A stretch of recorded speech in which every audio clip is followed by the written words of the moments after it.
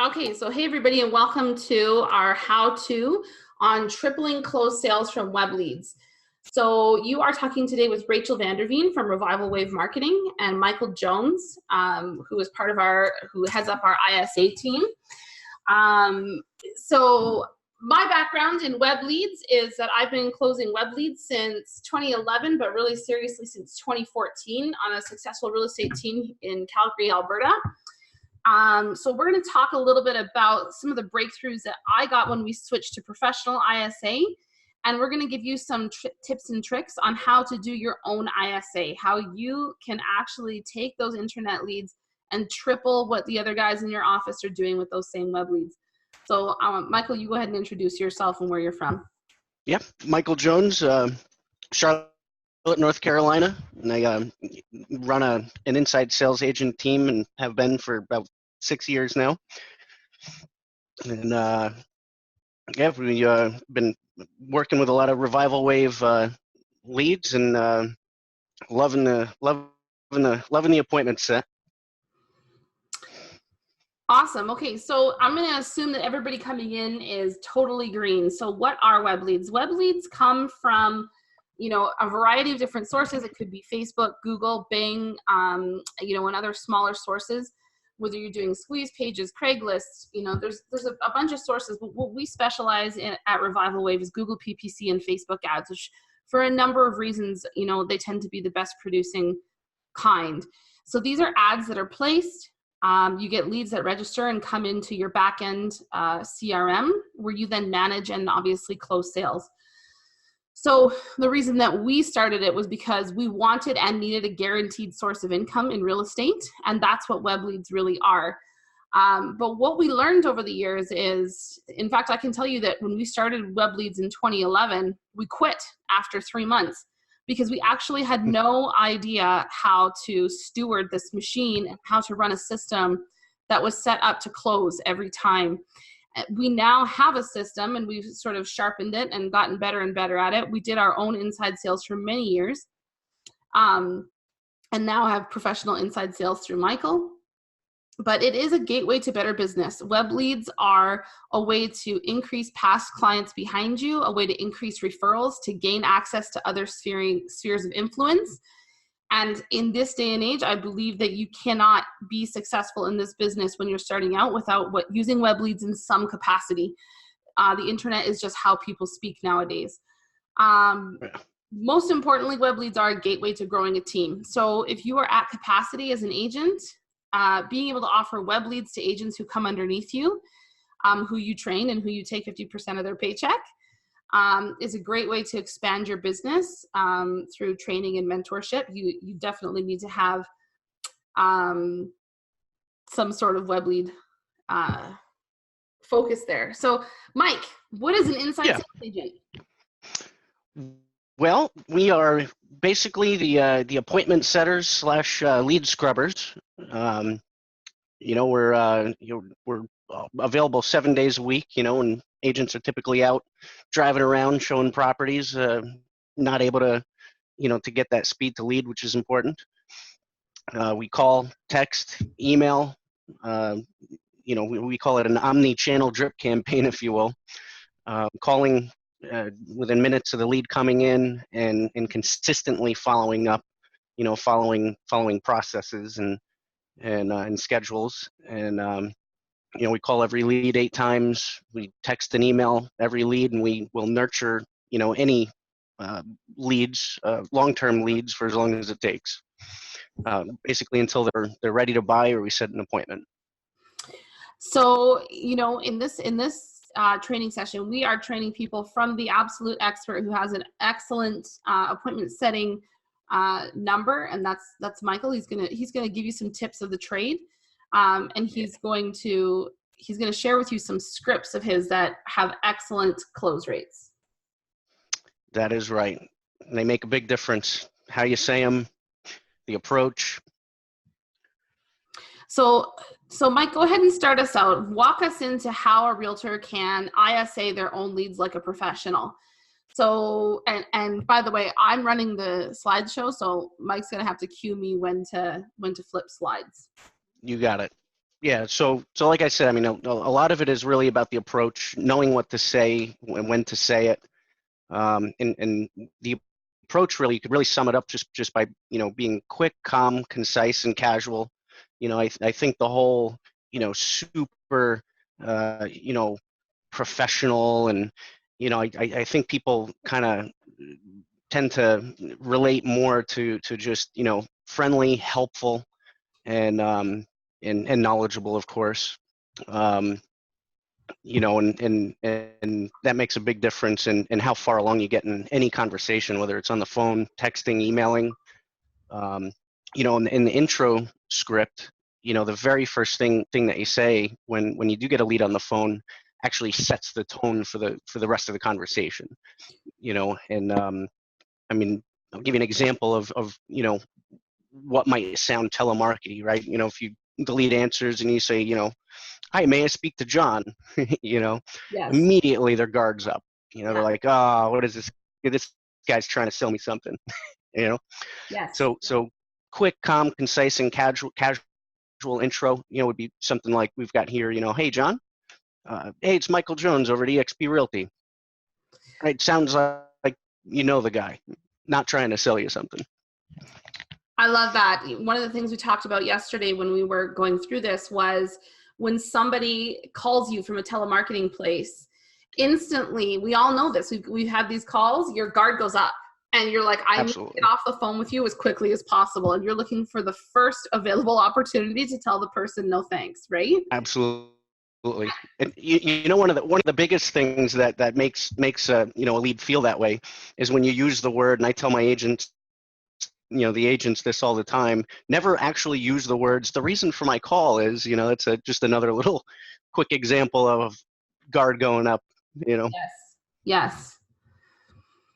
So the most likely objection, overcome the most likely objection before getting it. So walk me into that. Yeah. So, we anybody in real estate, we've all heard the objections. I mean, I want to say the biggest one we get is, I'm just browsing. I mean, it's almost like that's just their gut reaction to, to say, like when you walk into a clothing store and they ask you, oh, how can I help you? No, I'm just looking around. And then 5 minutes later, hey, do you have this in a, medium? That's the biggest one that we already know that it's coming. And so if we anticipate that, and just attempt to overcome that right out of the gate, we've got a much less chance of even getting that objection. And that applies to really any objection as the conversation goes on. And, I mean, a good example of that in the rest of that intro script, on the previous slide, it was just really the hello part of the intro script. But, you could say something like, hey, so you landed on our home search site, and I'm sure you're just browsing around, but, right? So that's one attempt to kind of overcome the I'm just browsing objection that we always get every day. Right. And I think it's all too easy to just dive right into the personal questions and the qualifying questions. Oh, do you have your pre-approval yet? I mean, basically, slow down, bring their guard down first, overcome an objection, and then ask a question, and you'll get a lot more answers that way. Okay.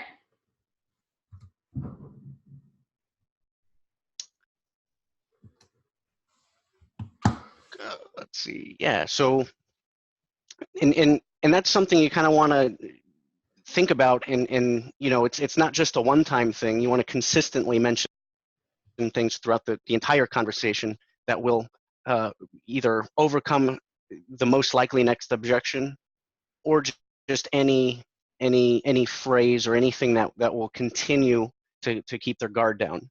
And it's really all about trying to keep their guard down all the way until the end, because we want to get somewhere at the end. We want to get that appointment, or lender phone appointment, or whatever it may be, the consultation. And couple examples of a couple scripts that we use, I want to say on probably every call, that really make a difference in keeping the lead's guard down. One, oh, no worries, happy to help no matter what the time frame or situation is, by the way. and then ask a question, we're kind of prefacing that question by something that's going to help keep their guard down. The other objection that we get all the time, oh, I'm not looking to buy for, 2 years, 6 months. Sometimes, they're ready to buy in 3 months, which they need to get looking now. Yeah. But reminding them that we're not that type of realtor. We want to help regardless of time frame or situation. Letting them know that opens them up a little bit. I love that. Another one. And no worries, Jim. Feel free to use our site. If it's helpful. It has not only our listings, but it has every local listing from every realtor. It's really kind of like a local Zillow, except we don't sell your info. That's the other part that we include in that. Love that. And I'll tell you, the day we started using that script as one of the scripts to bring the lead's guard down, we had leads say things like, oh man, really? Can you text me your website address? Part of our goal, even if we don't get the appointment or lock them down as a client today, we want to get them coming back to our site and not the other statistically 4 other sites that they're on, including probably Zillow, Realtor.com, and 2 or 3 other local, competitors' sites. So by letting them know that, they almost get excited about, oh, well, I'm going to use yours now, and that's key, because even if you, like I said, even if you don't get the appointment today, hopefully they're coming back to your site and not Zillow. And when they see that dream house in their listing alerts that we're always setting up for them, they're going to inquire, and you get the you get the showing, basically. That's right. So that one's huge. So I want to comment too on always ask a question. So what I tell my agents is ask a question that's easy to answer. So a bad question would be, what kind of house are you looking for? A good question would be, are you looking in the south or the north? This is a really easy to answer question that just gives them a few options. It doesn't make them have to think too much. They can answer really quickly. Oh, I'm looking in the south. Are you looking to buy now or 6 to 12 months from now? Easier to answer questions. So I love that. Yeah. There was one more thing I wanted to go ahead. And just to add to that, when you're having these conversations with the leads, you're really just rotating back and forth, because we want to ask the questions, but they need to feel comfortable. So if you just rotate, right, and you preface the question with something that brings their guard down, and then segueing right into the question, and just keep doing that's really kind of what you're doing throughout the conversation. Yes. Love it. Okay. Offer something of value. I talk to my agents about this all the time. So talk to me about this. Yeah. So, that's really the whole other half of the formula here. If you're not offering them anything, you're just asking them questions and kind of prying. When you have something to offer, then they're more willing to give you the answers, because you're doing something for them, and it could be anything. And we kind of wrote down, we've got the 4 main ones that apply to almost every single lead here. A hand-picked list of homes. Yes. We typically approach the lead not trying to get their business per se. We just let them know, hey, I'm sure you're just browsing around, but we were putting a helpful hand-picked list of homes together for you. I just wanted to see whatever price range you're looking at, right? So because we're already doing something for them, and then we just had a quick question or two, they're much more willing to share some of their criteria with us. And I was sharing with you yesterday that I watched this whole seminar on how using the word help increases response rate by 30%. So can I help? Is there anything I can help you with? Do you need help with that? Can I give you a helpful list? Helpful hand-picked list, absolutely. Yep. Yes. And then we always preface a lot of the questions also, when we're trying to get the appointment or a lender call, trying to connect them with our lender, we always kind of preface that question too with, would it be helpful to have a chat with our awesome local lender about, your options and any possible no money down options if you're in like a USDA area or so that definitely helps. And it really plays into the whole keeping their guard down because we're approaching them as just being helpful. Okay. Go back real quick to, I just want to give one seller example. Okay. The CMA, right? So I mean, when we're talking to leads, even if they're buyer leads, I mean, we should always be going after the listing appointment. Do they have a house to sell before they move? And an example of the item of value for a seller lead would be just a helpful complementary market analysis, with a pinpointed, home value report and local comps, regardless of time frame or situation, right? Because we're happy to help no matter the time frame. Right. So just an example of the seller side too. And that's so helpful. So that, I can speak as a realtor, receiving these qualified leads from Mike. It's just incredible when they do book a seller CMA because they get the address for you. The appointment's already set. Like it's done and ready to go. And so yeah, I love receiving those from him. Yep. So lender phone. We love getting listing appointments.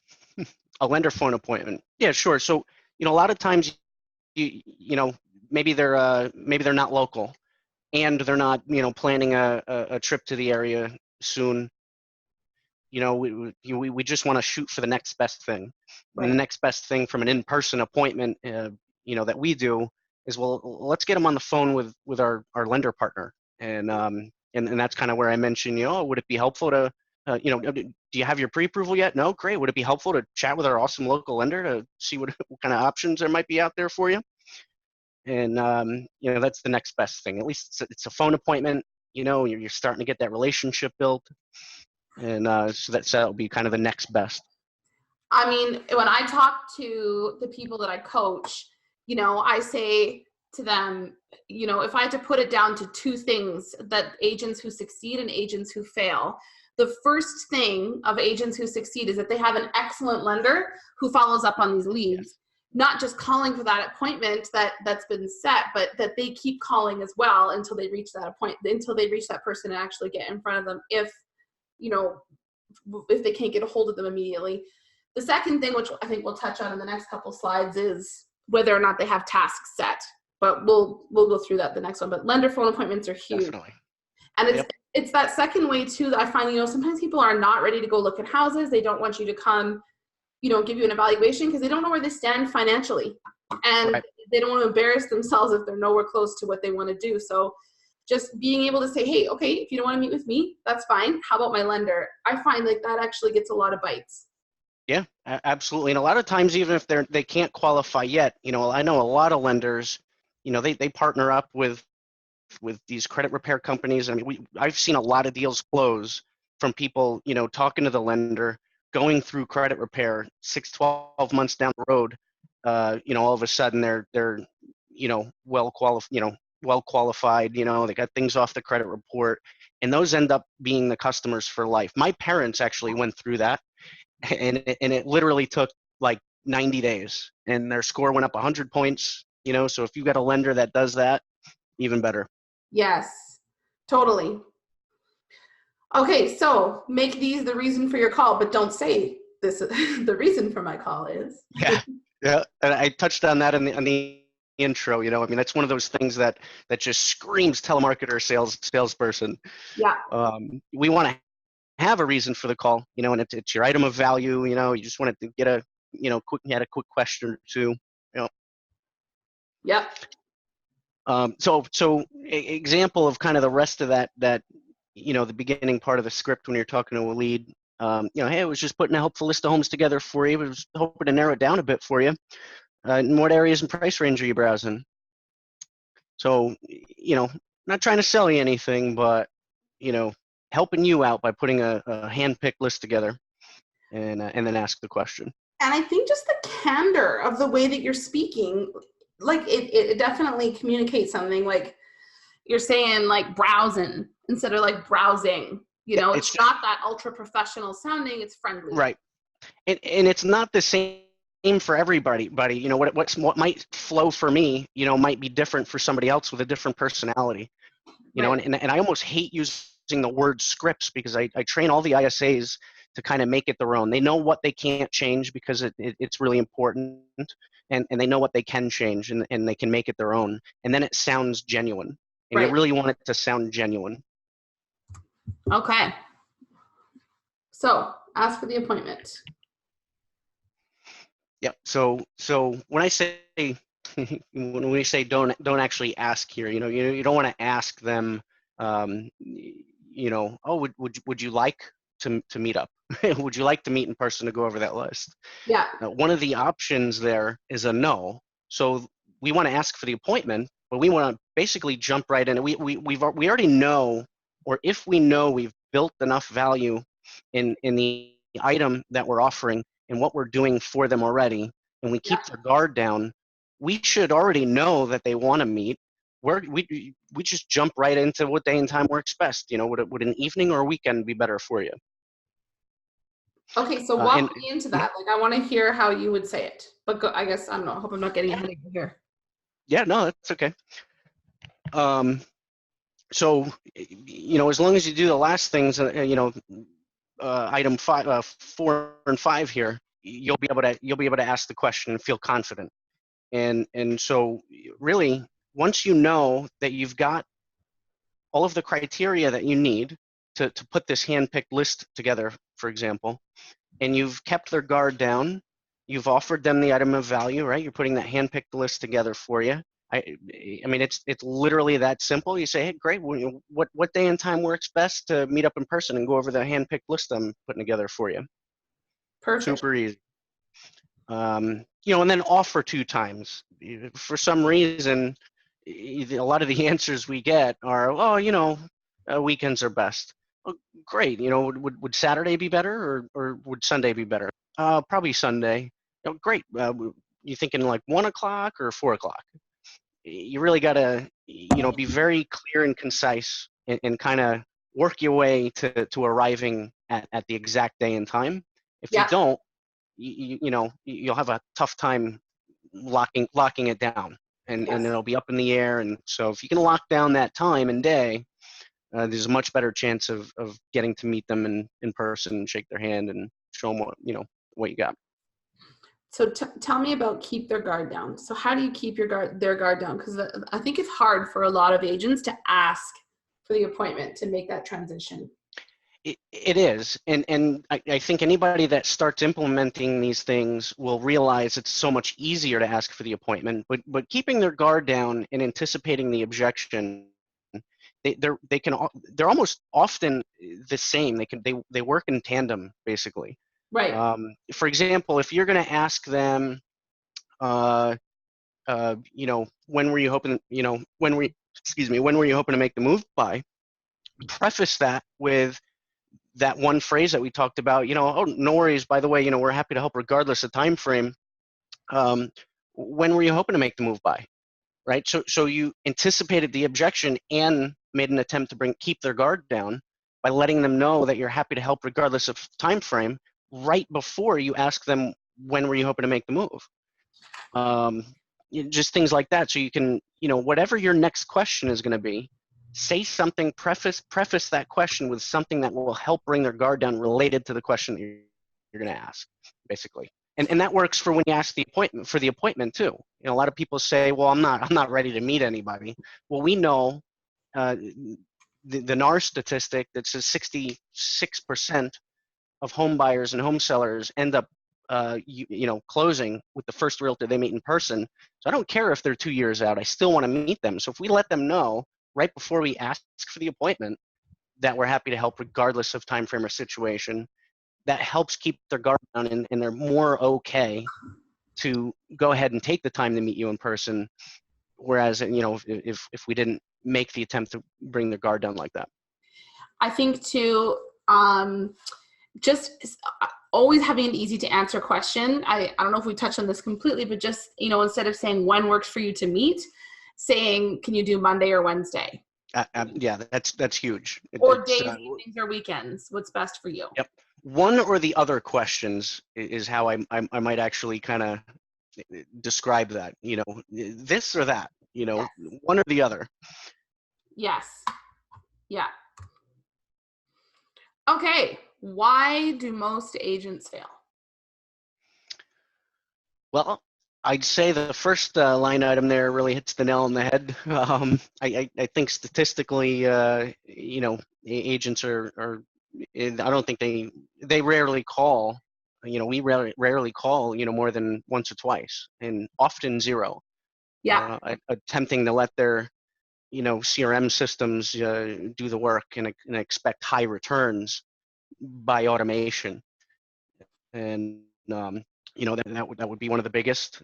You know, we call our leads at least 8 times, and that's only if we don't you know, speak to them or communicate with them. If we talk to a lead and it's a nurture, we'll follow up with them for we're nurturing leads that are years old still, and staying in touch. And I'm going to mention my I'm going to skip one here and mention my number one rule that I say in every meeting ever is never leave a CRM record without a follow-up task assigned to yourself. It's I mean, deal killer. I'll probably mention it a few times before we end here. You know, I wanted to just quick mention something like as a realtor. So I did my own ISA for years. I think I got pretty good at it. And I ended up training my agents to do their own ISA, my buyer's agents to do their own ISA. We eventually switched to professional for a number of reasons, but the most is that they just don't call. I mean, I have trouble calling, and I've been 13 years in this business, and I hate it. And, you know, I just joined EXP, and so I had to call someone for recruiting. So like a cold call, you know, I had to answer this thing, and they were so rude to me on the phone, so rude to me, and hung up on me. And I'm not joking. It impacted me for like at least a few hours, to the point where I had to talk to my husband about it. And he's like, "Hey, love, you are 36. You're never going to meet again. Like they can't speak into your life like this." I'm like, "But they were just so rude." It got me down, and I couldn't make any more calls for that day because they were so rude to me. And that's ridiculous. So we switched to professional, and that's one of the reasons. I think that because it's connected to my business. I think that for you, you're not connected to this business. Like these are not, you know, so if they tell you where to go and how to get there, you're not crying into your pillow.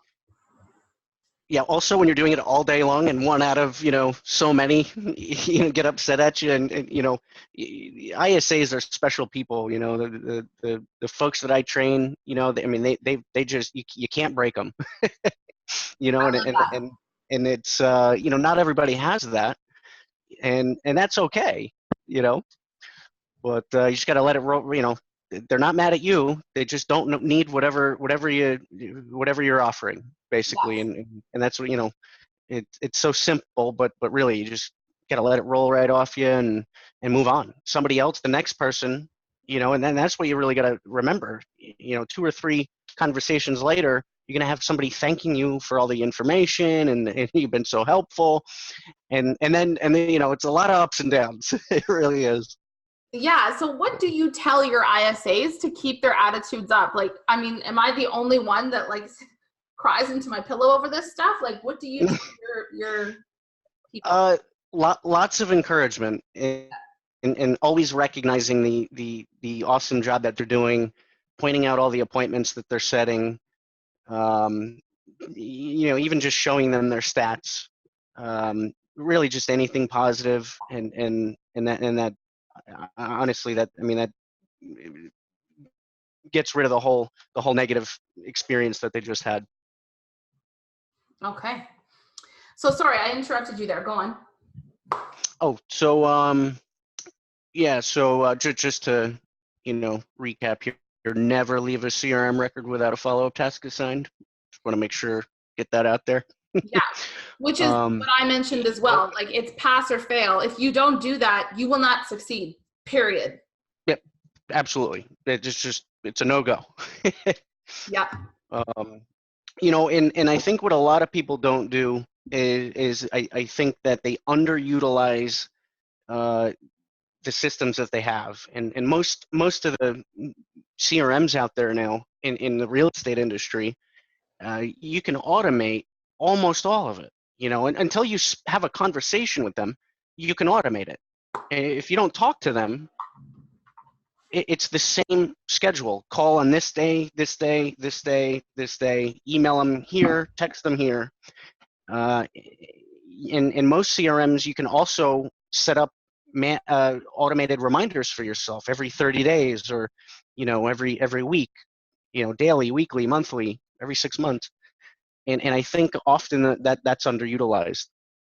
And it would just, you can automate the entire process until you have a conversation with a lead, and then it becomes critical to set your manual follow-ups for every lead that you've ever talked to. And the other thing that it takes an overwhelming daily task and turns it into, I know exactly what needs to be done today because I have 12 tasks today. And you'll feel so much better because you did them all. Everybody's taken care of. No lead ever goes unmissed, and you never miss an opportunity. The thing that I say is, I did my own ISA for many years, and I actually was a very good ISA despite going back to it and crying into my pillow for that moment.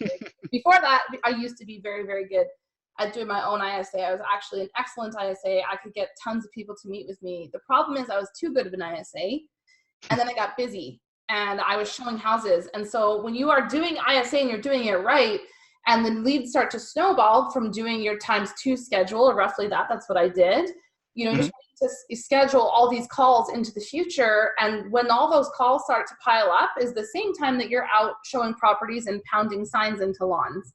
So you just drop the ball. You just do. Even if you are a good ISA, you end up dropping the ball at that 3, 6, 9 month point. And so it's a matter of you just need to not drop the ball. You need to understand that deadline is coming, and if you got to work into the evening sometimes, and that's what you got to do if you're going to do your own ISA. Yeah, absolutely. And that ×2 schedule, by the way, that's kind of just a general, a lot of folks, ask me, how often should I follow up? When, what's too much? What's not enough? And the ×2 schedule, really, if you call them right away on day one, and then just set your next follow-up for twice that amount of time, right? So day one, call it on day two.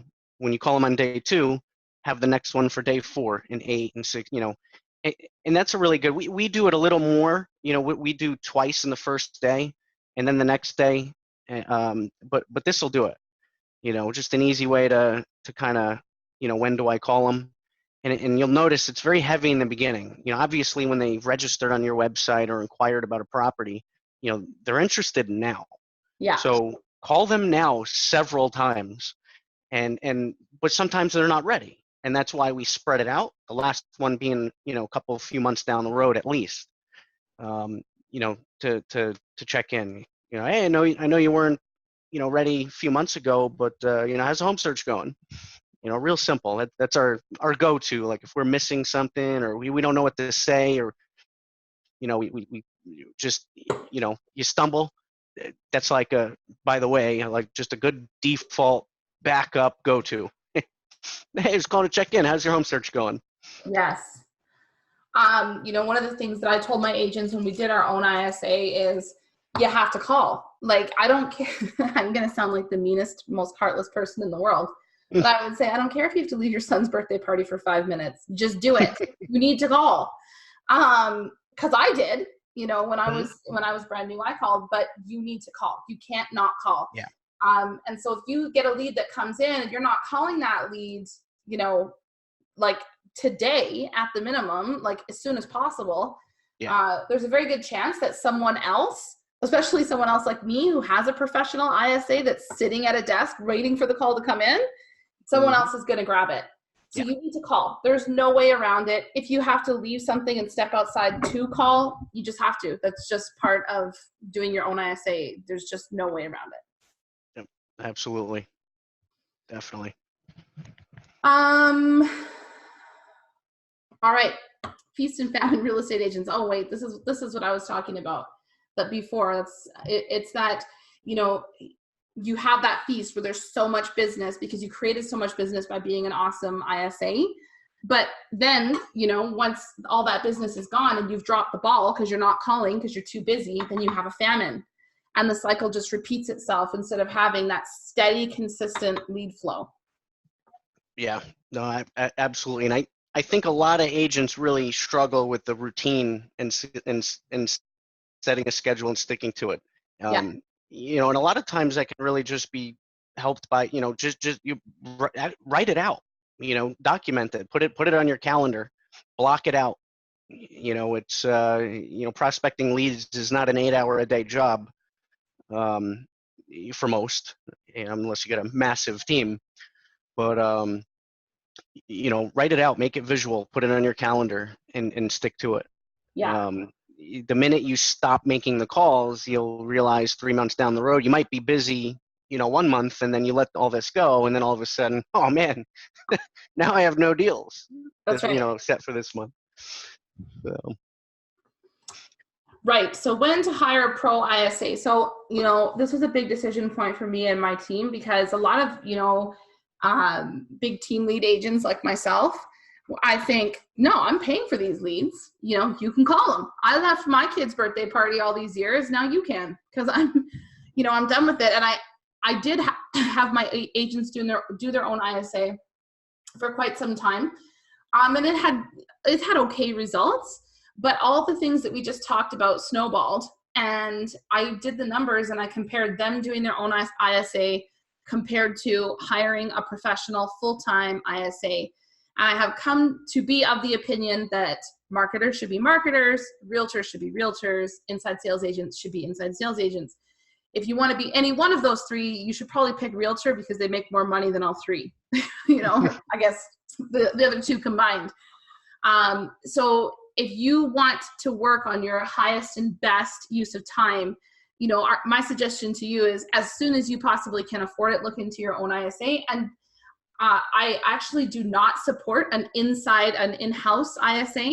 They're too expensive. You have to train them and they're not usually, you know, they don't have the background and the skill and the motivation to do specific real estate ISA.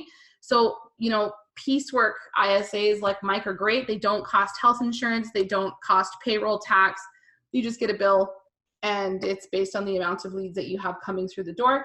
It was a game changer in our business. The cost is comparatively low for the amount of deals that you'll recover in losing the feast and famine, in losing, you know, just, I don't know, the emotional demoralization that I think that comes with calling your own leads and trying to run this big business. So when you recognize the time that you lose, when you recognize the income that you lose by not having a pro ISA, I think you know, it's worth checking prices. So monitor and keep track of your stats. This is one thing that we did that I'm so happy that we did, so that it's not just an idea that ISA works, it's actually a fact. So monitor and track your stats. Maybe you are an excellent ISA. If that's the case, I mean, more power to you, keep going for it. If not, you can talk to either myself or Mike. So I run the marketing side, getting the leads to you, teaching you how to close those leads once you have them, and Mike is a professional ISA. So towards the end here, Mike has some scripts he's going to review with you of how to close leads. Yeah, so kind of just ties in everything we talked about, and you know, just so you can visualize and see the whole, you know, a few whole scripts, including, you know, and these are basically your introductory scripts, and we've got two. So these are your buyer scripts, and you get two basic types of buyers. You know, you get your default buyer, as we call it, and then it's you know, like a Google lead, and they land on a list of homes in such and such area, and then you have your inquiry types of leads where you know, they've inquired about a specific property, basically. Both buyer and So your default script for default buyer leads, hey, hi, Jim. Hey, it's Michael Jones over at eXp Realty. How's it going? Yeah, so you landed on our home search site, and I'm sure you're just browsing around, but I was putting a helpful list together for you. I was just hoping to narrow it down a bit. What areas and price range are you browsing in? And I made that my own. I even changed a few words. Like I said, everybody's personality is different. But we introduced ourselves, attempted to overcome an objection / bring their guard down, and we asked the question there. Inquiry leads, they typically requested a showing for a property. Hi, Jim. Hey, it's Michael Jones over at eXp Realty. I saw you inquired about 123 Main Street last night. Did you have any questions about that or want to schedule a showing? We talked about asking this or that types of questions, and that's what we're kind of doing here. Inquiry leads are very easy. They inquired about something. We want to go for that showing appointment. And so we ask them here in this script, which one do you have? Do you have questions or do you want to schedule a showing? Right out of the gate, asking for the showing, we get a lot of either yeses or they have questions and they also want to schedule a showing. Okay.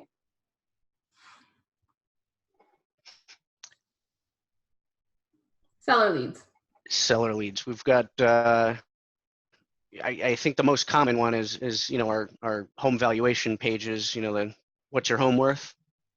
And then, just got a default in there. I mean, if you guys are generating, generic seller leads and all is they're considering selling. Hi, Jim. Hey, it's Michael Jones over at eXp Realty.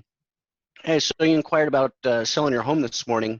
We're happy to help no matter the time frame or situation, but one thing we like to offer is a complimentary market analysis for anyone even considering selling.